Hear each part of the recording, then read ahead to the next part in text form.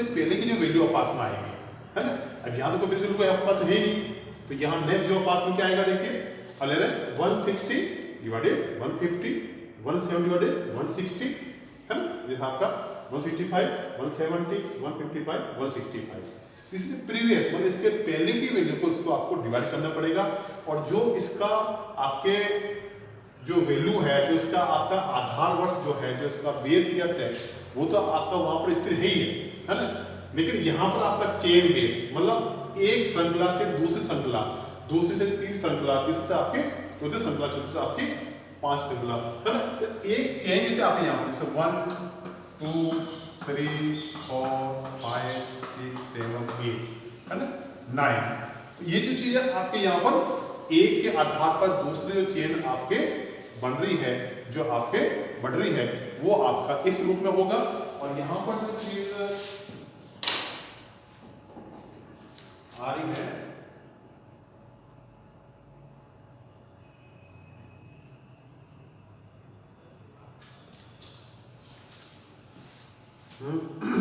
तो ऐसे ही अब अपन को यहां से ये निकालते हैं।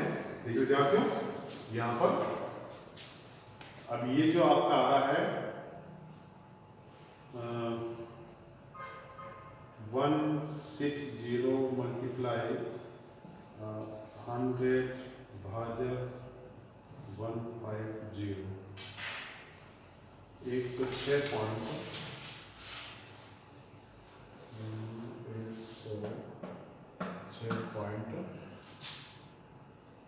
106.66। अब यहाँ पर आ रही है 170 मल्टीप्लाई 100 भाजक 150,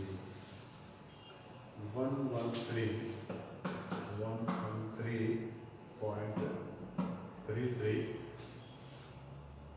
यहाँ आपका आ रहा है 165 मल्टीप्लाई 100 भाजक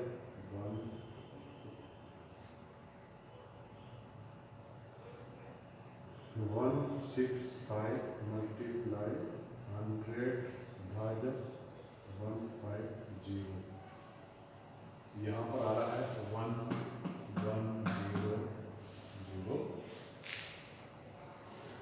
यहाँ आ रहा है 155 मल्टीप्लाई 100 भाजक 150, 103.3। लेकिन ये इसका आपका इंडेक्स नंबर आ गया, है ना। जो सूचकांक जो आपका आ रहा है, ये बेस ईयर्स का है, और इस बेस ईयर्स के आधार पर आपको, है ना, इसका बेस ईयर्स स्तर है, अपन इसको बेस ईयर 150 मान लिया, तो यहाँ सभी 150 से ही अपन इसको डिवाइड कर रहे हैं। लेकिन जो आधार वर्ष का जो वैल्यू को आप मान रहे हैं अपन 100, तो यहाँ पर मटेरियल आपका 100 आ जाएगा। तो ये इसका आपका इंडेक्स नंबर पास में आ गया यहाँ पर, है ना। अब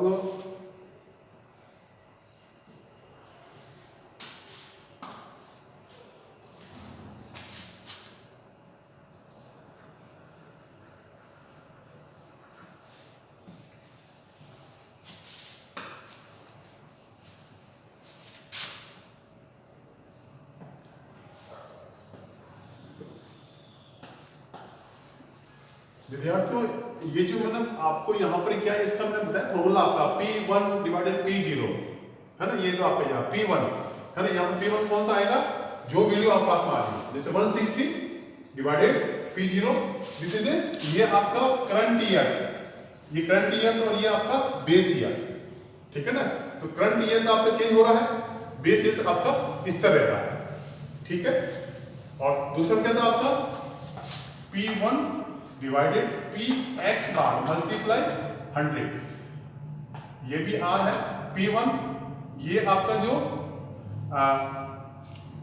करंट ईयर्स डिवाइडेड Px बार, है ना, मतलब आपका उस वर्ष उन सभी का औसत मूल्य, मतलब 100 से अपन यहाँ पर निकाला, ये 60 आया, तो यहाँ पर ये इसमें आपका जैसे P1 आपका कितना आ रहा है 150 डिवाइडेड 160, जो अपन करेंगे अभी, ये तो अपन निकाला है आपका जिसका बेस ईयर्स फिक्स्ड है, जिसमें स्थिर वैल्यू है, इसका अनुपात इंडेक्स नंबर ये आ गया। अब अपन को निकालना है आपका किसका, एवरेज के आधार पर, जिसे अपने एरर निकाला यहाँ पर देखिए 150 मल्टीप्लाई 100 भाजक 160 93.75 है ना। यहाँ पर आपका क्या आ जाएगा 93.75। यहाँ तो आपका पूरा 60 आ जाएगा या 100 आएगा है ना। यहाँ पर तो आपका पूरा ही देख लेते हैं 160 मल्टीप्लाई 100 भाजक 160 100 आ गया।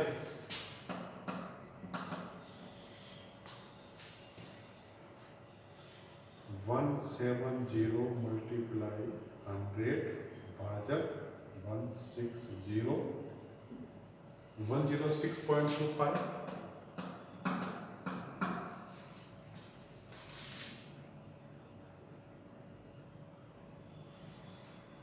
165 मल्टीप्लाई 100 भाजक 160 103.25 103.25।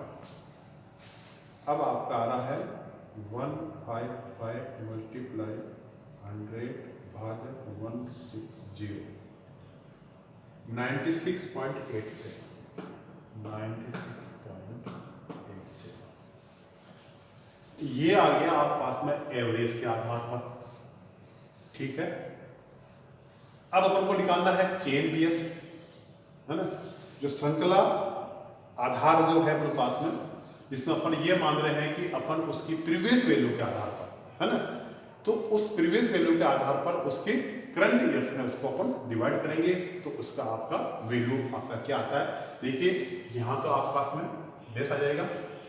अब देखिए यहाँ पर आपका क्या आ रहा है, देखिए 160 मल्टीप्लाई 100 भाजक 150 106.66 106.66। अब यहाँ आ रहा है आपका 170 मल्टीप्लाई 100 भाजक है ना 160 106.25 106.25। अब आ रहा है 165 मल्टीप्लाई 100 भाजक 170 97.05।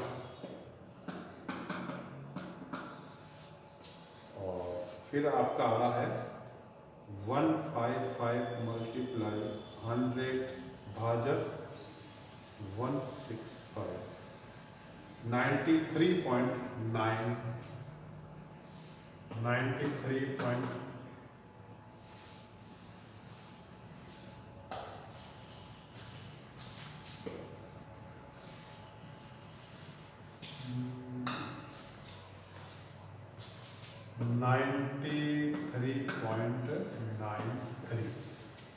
93.93 ये आ गया आपका चेन बेस के आधार पर इंडेक्स नंबर। देखो विद्यार्थी, this is comparative study of the 3 price value and 3 different methods.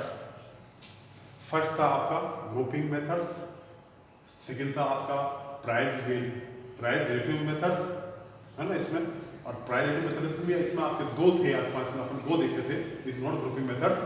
Sorry विद्यार्थियों, इसमें ही आपका प्राइस रिलेटिव मेथड्स में ही एक तो आपका स्तर मूल्य का आधार पर है और एक आपका एवरेज मूल्य का आधार पर है, और इसी के आधार पर आपका चेन बेस वैल्यू के आधार पर है। अगर अपन इन तीनों वैल्यू की तुलना करें, अपन कंप्लीट स्टडी निकालें आप पास में है ना, यहाँ पर अगर कोई ईयर्स को अगर अपन आधार वर्ष मान लिया वो स्तर मूल्य है, उसके आधार पर आप पास में क्या इंडेक्स नंबर आएगा। फिर अगर सबका अगर अपन एक साथ में जितने अपन पास में ईयर्स है, जो इसकी प्राइस है, उसको जोड़ करके उसको अपन डिवाइड करते हैं, डिवाइड करने के बाद में उसका एक एवरेज वैल्यू आ जाता है, उस एवरेज वैल्यू से अगर अपन इनको निकालते हैं तो उसका सूचना नंबर क्या आएगा। और फिर एक आपका चेन बेस, उसकी प्रीवियस वैल्यू में उसकी नेक्स्ट उस वैल्यू को उसको डिवाइड करते हैं और 100 मानते हुए अगर उसको निकालते हैं। देखिए इन सभी में आपका जो इंडेक्स नंबर है, देखिए पास में अगर अपन एक स्थिर बेस आधार माने, देखिए इसमें यहाँ जो सूचकांक नंबर है वो लगभग आपका सभी 150 अपने बेस माना था, तो इसके आधार पर आपका 16, 13, 110, 103 रह रहा है ना। और देखिए यहाँ पर अगर अपन एवरेज माना था तो एवरेज के आधार पर भी लगभग आपका देखिए 93.75, 100.00, 106.25, 103.25, 96.87। कुछ इसमें आपके प्राइस में वैल्यू में कुछ आपके डिक्लाइन हुआ है ना, कुछ इसमें आपके वैल्यू का कमी आई है। और अगर अपन प्रीवियस वैल्यू अगर माने आप पास में कि मान लीजिए आपके कल वैल्यू आपके 100 रुपए थी, आज वैल्यू क्या रहेगी उसके आधार पर, मतलब आज 100 थी तो कल के आधार पर क्या रहेगी। तो देखिए यहाँ 106, 106, 9793 उस वैल्यू के आधार पर ज्यादा इसमें इतना वेरिएशंस नहीं आ रहा है जितना वेरिएशंस आपके उस स्थिर बेस वैल्यू के आधार पर आपका आया था। तो तीनों का जो इंडेक्स नंबर है वो आपका बिल्कुल ही अलग अलग आपका आ रहा है, कुछ डिफरेंस था इसमें जरूर आपके पास में आ रही है।